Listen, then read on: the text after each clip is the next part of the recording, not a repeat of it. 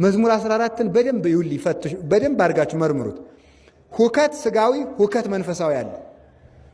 ሁከት ስጋዊ ጦርነት፣ ረሃብ፣ ደዌ፣ እስራት፣ በሽታ፣ ውጣውረድ፣ ድርቅ እንዲህ ያለ ሁሉ ሁከት ስጋዊ ነው።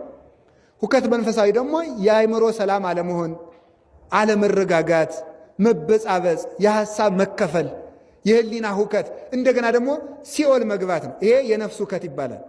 ስለዚህ ሰው ከነፍስ ሁከትም የሚድነው ከስጋ ሁከትም የሚድነው በምንድን ነው የተባለው?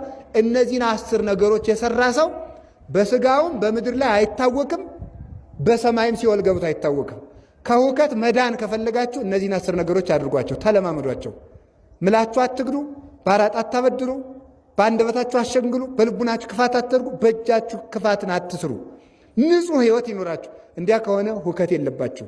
ማንም ሰው በዓለም ላይ ያለው በሙሉ ሰው በሙሉ እናንተን ከሳሽ ነው ቢነሳ እውነት ተሸፍና ስለማቀር እናንተ ድል ትነሳላችሁ። ለምን? እንደዚህ የሚያደርግ ሰው አይታወክም። ከሁከት እንድንድን እግዚአብሔር ይርዳን። 10ን የሚያደርግ ሰው ከሁከት ይድናል። የሚገርማችሁ መኑ የሚለው 2 ማን ያድራል ማን ያድራል። እነዚህ 2 አረፍተ ነገሮች ሲቀንሷቸው 2 አረፍተ ነገር መጨረሻ ላይ እንደዚህ የሚያደርግ አይታወክም የሚለው 3 ይመጣል። ሌሎቹ ግን በንጹህ የሚሄድ እንዲህ የሚያደርግ የሚሉት 10 ይመጣሉ። 10ሩ ተመልከቱ፣ 10ሩ የ10ሩ ቃላት ምሳሌ ናቸው።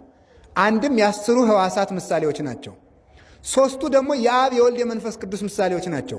ስለዚህ በሥላሴ አምኖ 10ሩን ቃላት የጠበቀ 10ሩን ሕዋሳት የጠበቀ እሱ አይታወክም። ከሥጋም መከራ ይድናል፣ ከነፍስም መከራ ይድናል።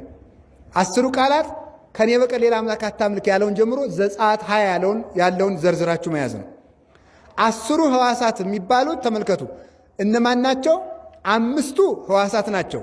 ዓይን፣ ጆሮ፣ አፍንጫ ስንት ሆነ? 3 አፍ 4 እጅ 5። እነዚህን የጠበቀ ሰው መንግሥተ ሰማያት ይገባል። 10 ይመጣሉ እነዚህ ሲቆጠሩ። እነዚህን የጠበቀ ዓይኑን የጠበቀ ጆሮውን የጠበቀ አፍንጫውን የጠበቀ ያልተፈቀደለትን ከማሽተት አፉን ክፉ ከመናገር የጠበቀ እጁን የጠበቀ እነዚህ ምን ተብለው ይጠራሉ? አናቅጸ ሕይወቱ ለሰብ ይባላሉ። የሰው የሕይወቱ በሮች ይባላሉ።